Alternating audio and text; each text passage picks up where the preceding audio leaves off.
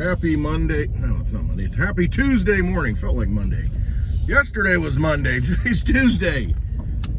All right. Man, I'm just tired. I didn't sleep well last night. I don't know what that means. Let me turn this off. Get a little quiet here. Hey, yesterday, I should remember. Man, my hair is just, oh, it's all like staticky and stuff today. All right. Not here for my good looks, though. So yesterday was my birthday, and I want to thank everybody who joined the live stream yesterday. Litecoin Lisa set that up on her channel and invited a lot of friends on, and it was pretty nice. It was really thoughtful of her, and I thank all of the people I've met in this crypto journey that started back in 2018. Really before that, but in person, I started going around to different events, different meetups, and just meeting people. And I've met some of the best people in the world. I really have. I'm very grateful to have met just amazing people, freedom fighters. I mean, really, if you look at it that way, we're just people who want to be, live like we're supposed to live and make our own choices and let everybody else live the way they want to live. And instead, we've got systems that have been put in place that have been grown up for and expanded for so long that we're not allowed to really be free anymore. It's enslaved us in a lot of ways, and it has stolen our energy. And when I say it's a vampire system, it really is, because it does steal your energy. And it's good to be around people who see that and get that. And every time I go to a meetup, every time I go to a conference, I don't do that so much anymore because it's but it is a good place to meet people. It really is. But there's always people there wanting to push their stuff and, sell their whatever they're selling, which is okay. I mean, you just have to use discernment. But the people, I mean, there's not one time that I've gone to a conference that I haven't met a wonderful human being that I never would have met before if it were not for cryptocurrency. So I just want to thank everybody. I'm so grateful, so blessed to have so many good people in my life that I've met and never would have met before. Would have went through life, gone through life, and never met them. Pretty amazing stuff. And a lot of them are close to me now, and actually physically close to me now, to where they live close to me. And there's a Super Bowl party, not that I care about, football or anything, but, it's just something to do to get together this weekend. I got some people coming over that I met in crypto, and we've become great friends and family, really. So they're going to come over and we're going to have a good time. I just want to thank everybody for just who you are and what you do, and I'm grateful. Really am. Made it a great birthday. Really did. Thanks to my family for making it a great birthday, too. Did all this stuff and set it up. Got everything organized, and so, I mean, it's good. It's good. Good to surround yourself with good people. Makes the world better. We can make it better together. All right. On to Litecoin. I'm encouraged by what I see, because for a long time we've seen Litecoin in this just a diminishing return against Bitcoin. So one way to look at it is not Litecoin versus the US dollar, or Litecoin versus your local currency, your country's currency, and what it's doing compared to that. Look at it what it's doing compared to Bitcoin, because Bitcoin really is kind of still the standard as far as measuring value in cryptocurrency. There used to be exchanges, and that's the only way that you could get other coins, is you had to send Bitcoin and then you trade Bitcoin for the other coins. Didn't have stable coins, US dollar coins and that kind of thing. So it was always kind of, the coins would be paired against Bitcoin, comparing how well they do or not so well against Bitcoin as far as their value. It's how you'd value the coins against Bitcoin. Is it getting better and stronger against Bitcoin, or is it getting weaker against Bitcoin? All right, so with Litecoin versus Bitcoin, I've seen some encouraging things. I mean, for a long time, for years now, really since 2019, the halving of Litecoin, that ratio of how much Bitcoin it takes to buy Litecoin or vice versa has been in Bitcoin's favor. So in other words, I don't know what it is right now. Maybe you can get 300 Litecoin for one Bitcoin, which is crazy. And if I had a Bitcoin, I would definitely swap it into 300 Litecoin. because the upside potential is so great. And the reason I say that is because you look back at when Litecoin had its halving cycle, where the rewards were halved per block back in 2019, like middle of 2019, you saw Litecoin strengthen against Bitcoin. So I think it got to the point where it was 60 Litecoin for 1 Bitcoin. So I don't care if you like Litecoin or not. The thing is, and if you're just a Bitcoin maximalist, you can get more Bitcoin by playing with Litecoin. And what I mean by is this. So let's say Bitcoin right now, 1 Bitcoin buys 300 Litecoin. Okay, we're at a point in the charts and you're seeing it squeeze down. I guess we go this way to where Litecoin's about to break out. And I'm seeing signs of it right now to where it's strengthening against Bitcoin. So if that's the case, wouldn't it be a good idea to get Litecoin really cheap? You've got 1 Bitcoin, throw it into 300 Litecoin and sit there and wait. And Litecoin, as I said before, I think it went to 60 to 1 at the last halving in 2019. And if you look at what happened in 2017, how Litecoin strengthened against Bitcoin. See, when Litecoin moves, it moves quick and it moves hard and fast. So if it returns to, let's say, 100 to 1 ratio to Bitcoin, which I think easily will do this year, and maybe very soon, actually. And what if it does that? Okay, so you took 1 Bitcoin and got 300 Litecoin, and it moves to 100 to 1 ratio. You now have 300 Litecoin, and if it's 100 to 1 to Bitcoin, you can take 100 of those and get your original Bitcoin back and have 200 Litecoin left. Or you can take all 3 of them and say, whatever, I don't care about Litecoin, throw them back into Bitcoin, and you end up with 3 Bitcoin. And I think that's a very doable thing. Very realistic scenario. I think it gets a lot better. I think it goes 50 to 1 or maybe even 20 to 1. I mean, can you imagine that? It goes 20 to 1. That'd be insane. Say it goes 30 to 1, make it simple. That's a 10 times gain.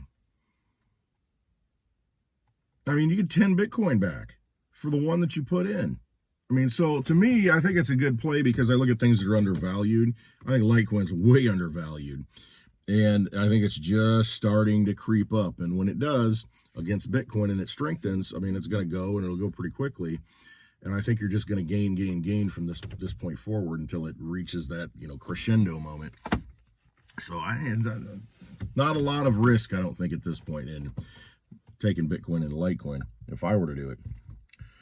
Again, I'm not financially advising you to do anything. I'm just throwing out some scenarios that make sense to me. I see the same thing in gold and silver. I see silver way undervalued compared to gold.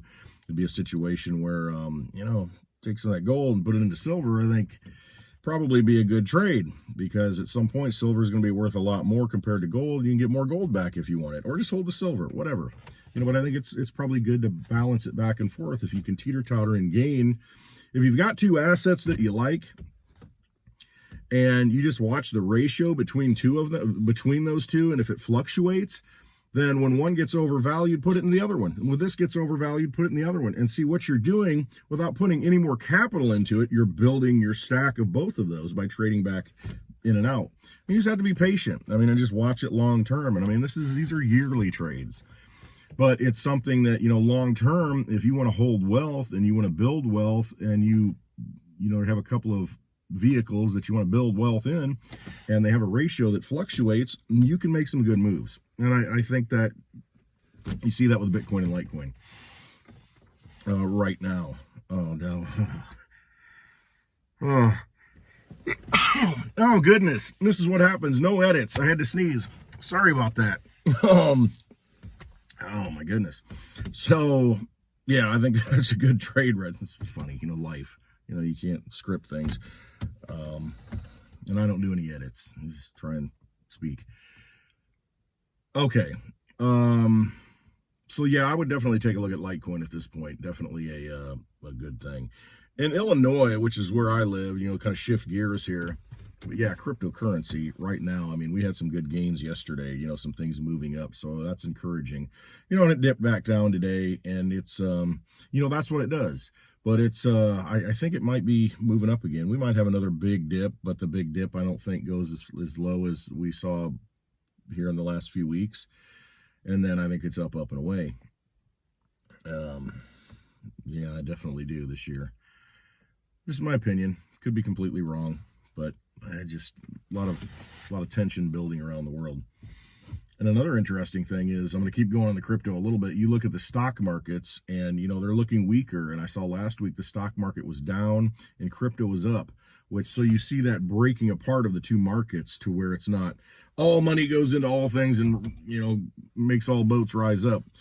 You're kind of seeing something in cryptocurrency. I'm getting that vibe, that feeling, and just watching little things to where I think people might be moving money into it to escape the old system at the very early stages. The mainstream investors anyway. I mean, we're all in that mindset anyway. That's what crypto is, a weapon to escape that old system. But I think you're starting to see that trickle through to other investors and like normies. Just get that feeling. I was going to talk about Illinois, and this is around the country. So many states, governors have essentially put in mandates, and they've done this with this pandemic. What they've done is they put mandates on school children, on people in schools, the teachers, the administration, staff, the children. At the state level, at the governor level, have said, you got to wear masks. It's a mask mandate. We're keeping everybody safe. And Illinois is one of those. That's where I happen to be. And the governor has said that everybody's got to wear masks in schools. And schools have said, no, we're not going to wear masks. And they said, well, you're in jeopardy of losing your state funding then. And threatened to take it away. And we're going to take it away from one school that said, no, we're not going to do it. And the school had to revert, reverse course. And it's a shame because it's a bigger issue and the school should be controlled at the local level. But you've got the state involved, and the state's, kind of giving the goodies out. If you don't have your students in there, you don't follow policy, then you can do what you want. Do whatever you want. We're just not going to give you any more money. And so they've got them on the hook with the money. Again, they're casino, they're poker chips. That's how they get you. House always wins until you don't let them. So the alternative is saying, forget it, we don't want your funding. And see, that's going to take people at the local level saying, all right, we're going to fund all this. We're not going to let the state do it anymore. So how do we make it work? And then you start thinking, well, why am I paying state income tax then? Which you do in Illinois. Why would I pay state income tax if the state's not going to give anything to my local school? Well, I'll just use that money to pay, fund the school, and screw you in your tax. You're going to have more and more people saying that. Look at Canada with all the truckers. At some point, they're going to say, you know what? I'm not paying for this anymore. I'm done. You cut them off. And more and more people are going to do that. But my point is, this mask mandate, some schools got together and sued and said, listen, this is not right. It's not lawful. It's not a lawful order. It's unconstitutional. It's against human rights. And said, we need a temporary restraining order against this. And sure enough, a judge issued it. And so those schools involved, and really any school in the state can do it, but those schools involved particularly, they don't have to wear the mask. Don't have to enforce it. No, don't have to enforce quarantines. Don't have to enforce tests anymore, because because the state said it, the court said, no, you don't have the right to tell people that. And so got schools now that kids going to school, fine, no masks. Majority of people are not wearing them. Half the teachers aren't wearing them. Half the administration aren't wearing them. It's your choice. And then the governor immediately comes back, his attorney general, and that's, backed by the teachers unions, say, oh, it's not a safe environment, so they countersue or whatever they do. They come back and they're saying, fighting it, basically, fighting the will of the people is essentially what it comes down to.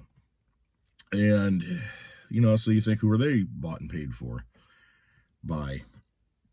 But you've got 4 more states that have come out today and said, Connecticut, New Jersey being one of them, and a couple more that said at the end of the month, that's it. No more mask mandates for schools. We're done. And you see that wave turning where people are starting to wake up and starting to put pressure and say, why are we following these stupid orders, these orders that don't make any sense? You can wear a mask if you want. You should be able to not wear one if you don't want to. And it's really your choice. This has been proven over and over again. If you look at the studies, these masks are ineffective. They don't stop the spread of anything. You're all breathing the same air, and there's nothing you're going to do about it. It is what it is. And there's going to be communicable diseases all throughout history. And it is what it is. But to treat this as if this is some sort of zombie apocalypse to where, oh my gosh, people are going to start dropping dead, you don't wear a mask. Give me a break. You look around, you see all kinds of people not wearing masks because everything's fine. It's just theater. That's all it is. It's about control. It's about putting a muzzle on you. It's about, you follow orders. And, as human beings, we need to make decisions for ourselves. Government is supposed to represent us. And if they don't, then why are we allowing them to continue to make unlawful acts? And you saw the Prime Minister of Canada, his security detail, gave an amazing speech yesterday or maybe the day before and said, I swore an oath. I swore an oath to do this, and I was told to do this. And I'm not going to do that anymore because it violates the oath. It violates the rights. I'm not protecting people's rights like I swore I would do. And when enough people say, guess what?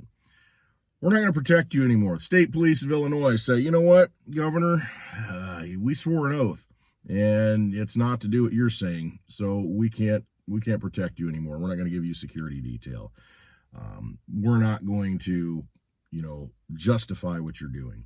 You know what? You're on your own. Walk down the street on your own and see what happens. And, the military the same way. Hey, guess what? We're not going to Ukraine. We're not going to go fight another war for the elitists. If it gets to that point, okay, the truckers, here's another example I was thinking about. You've got the Ottawa, the Canadian government up there saying, we're going to tow all the trucks and we're going to do this and that. Guess what? If you're a tow truck operator, don't show up for the call. Don't participate. And tough. And see, that's what it takes because we all make this whole thing work, this whole circus. And if we stop our juggling act, and we stop entertaining these people, then it all ends at every level. And you think, well, what could I do? Well, guess what? Hey, we've got, I don't want to suggest anything, but, I guess I'll leave it at the tow truck operator. Or maybe you deliver food to somebody special, and maybe that food just doesn't show up. The truck gets lost, had a flat tire, whatever. Just stop feeding the beast. Stop giving the vampires the energy. And if you're the tow truck driver that's supposed to move these trucks, maybe you can't make it for some reason. And you make it difficult for them because they're used to using us to do their bidding. If we no longer do their bidding, what are they going to do? How are they going to continue to run something that is, at that point, unrunnable? So you got to start thinking outside the box and how you can make a difference to protect your rights. And stand up for the law, constitutional law, not statutes that these people create, not mandates that they create, the law that we instituted as people in various governments. We, the people, instituted government and we gave them a playbook, rules to follow to protect our rights.